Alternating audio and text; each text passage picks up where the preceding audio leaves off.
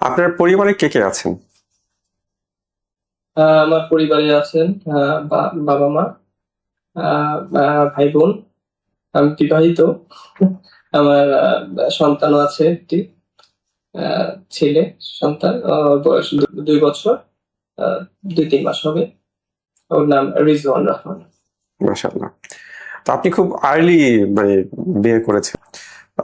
তো এটা কি জি। ব্যারিয়ার না, আপনার ব্যারিয়ার হিসেবে আপনি দেখেন, নাকি এটা একটা অপরচুনিটি হিসেবে আপনি দেখেন, এই যে আর্লি বিয়েটা আর কি, বিশেষ করে? দুইটাই দুইটা প্রোস আর কনস দুইটাই রয়েছে।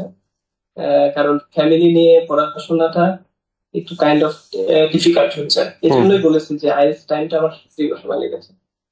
কারণ বাচ্চা কাচ্চা তারপরে থাকলে একটু মনোযোগ ধরে রাখা।